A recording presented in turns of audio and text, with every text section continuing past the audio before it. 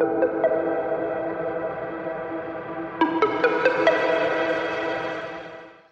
take a look here at our new 2.5-inch bass bomb. This is a finesse bait. Kind of the style is a Japanese style fuzzy bait, urchin bait. Really, it's just a creature kind of bait. These were initially developed in Japan for highly pressured fish, fish that are used to seeing, traditional worms and lures and things like that. This bait really stands out and has a lot of action. We don't really know why they eat this bait, but my theory is, fish love a wacky worm. They can't resist that action.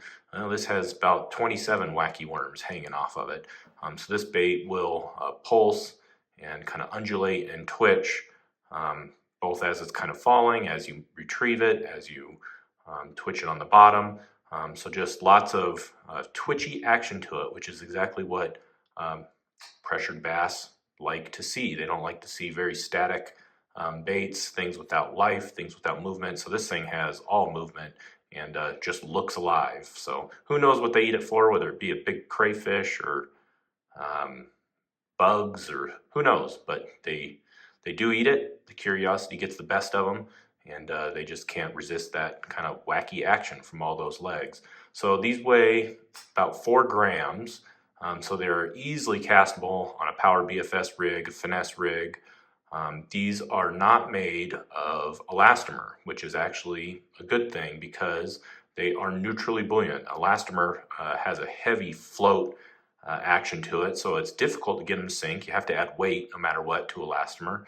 With these guys, my favorite way to fish it is weightless. So I'll just add a drop shot hook. This one is a decoy worm 10 in a size 1. You could go up to a 1/0. But the nice thing about this is if you're fishing pressured fish, especially if you have weedy bottoms, things like that, just fish it weightless. Toss it out there. Fish on fluorocarbon. This will break the water surface tension and slowly sink. Just the weight of the hook will get this to slow sink, which is exactly what those fish are looking for. The other nice thing is all these appendages. Again, if you're fishing over grass and weeds, these appendages will keep this bait kind of just barely off the bottom. So you can let this float all the way down or sink all the way down to the top of the weeds, and it'll actually kind of sit above the weeds. It won't punch through the weeds, which is kind of another nice little feature. It'll kind of stand up off the bottom. Let's get into a few other ways to fish it. So weightless, probably my favorite if I had to choose one. That's usually what I'm doing. I like to sight fish with these too. So I'll look for bass that are cruising weed edges, fish that are cruising the bank, shallow water. I'll lead the fish, by a few feet. I'll throw this out there. I'll let it slow sink. A lot of times they'll come over to it. And if they're not in an aggressive mood, they'll just come over to it, stare at it, and just suck it right up. You can also throw it at them, lead them, let it slow sink, and then twitch it with aggressive little twitches to get all those legs to kind of do their thing. So another way to fish it, probably the second easiest way to fish it, is to either throw it on a jig head or a Ned rig. This is a great technique for cleaner bottom, rocks, mud, flats, sand, things like that, gravel. Areas that aren't too weedy. I mean, you could get a weedless version, but if it's heavy like this and you're fishing weeds, it'll just sink right down into the weeds. So this is more of a cleaner bottom technique, earlier season, winter kind of a technique when the bottom's more clean. This here is a size 1 jig with a 16th ounce jig head there. You could go up to a 1/0, but a 1 is pretty good. I still have enough clearance there to bite into my finger, but you can use this also as a Ned rig. So throw it out there, let it sink all the way to the bottom, let this bait sit on the bottom, twitch it around, slow drag it, trace the bottom.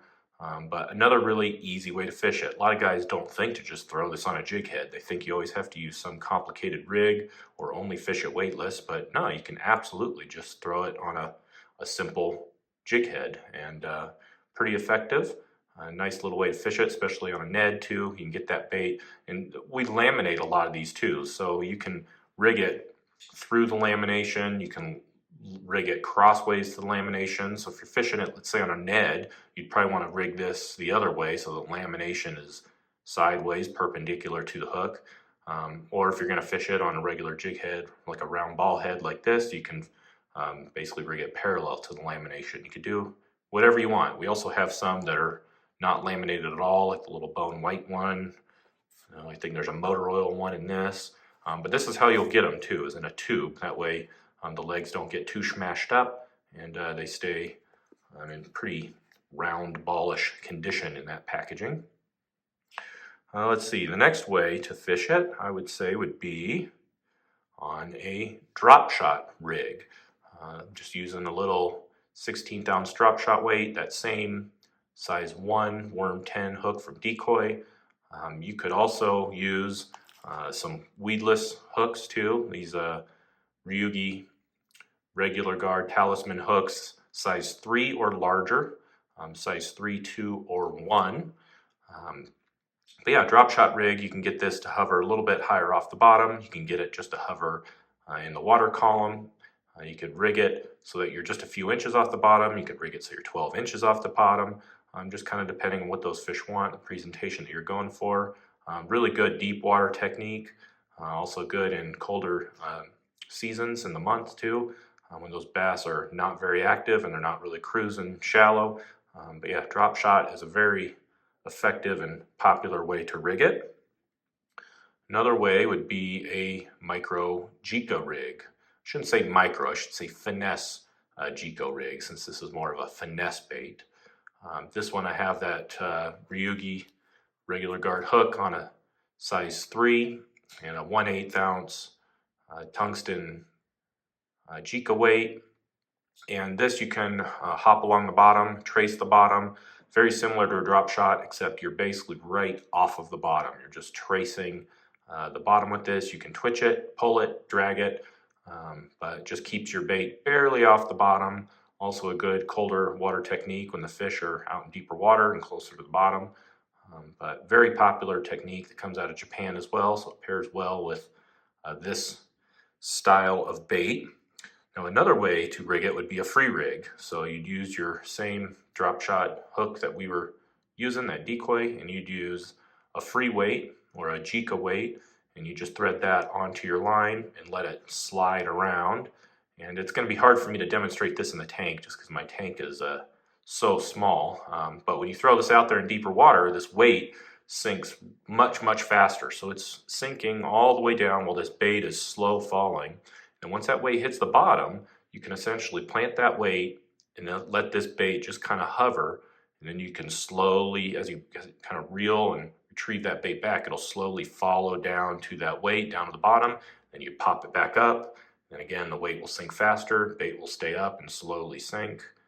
And then you can just draw that bait down to the bottom real slow, same thing. And just repeat that over and over and over again. You're tracing a much larger portion of the water column. You know, you can trace 3, 4, 5 feet in the water column off of the bottom. The heavier the weight, the faster it'll sink, which means it'll pull more distance from your bait. Lighter the weight, the slower it'll sink, so your bait will have more time to kind of catch up to it. So you can use anything from a 1/2 ounce weight to a 16th ounce weight. 1/8 is kind of in the middle, is a good little size.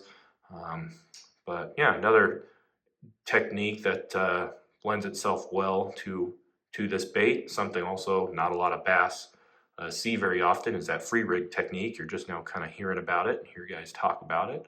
But really very interesting bait. Bass are very curious when they see it just because they haven't seen it most of the time. Similar to a dice bait, but a little bit more profile to it. So the nice thing is you get a lot of profile out of this 2.5 inch bait with only 4 grams of plastic. So lots of profile, lots of movement, similar to a dice bait, a little bit more durable since the legs are actually attached rather than being threaded through.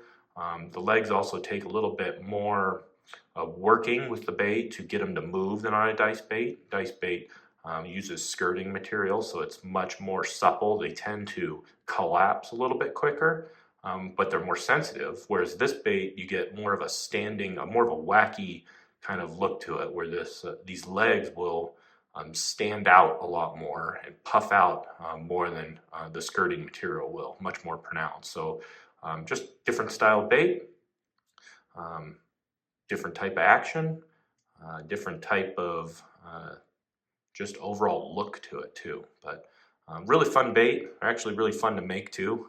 So you'll be seeing these coming out on the website in a lot of different colors. I think we've already got at least, I don't know, a dozen or so on the website with more coming. So that is the Bass Bomb. We're selling them 3 per tube, and you can find them on our website, moondogbaitco.com. And that is the 2.5-inch Bass Bomb.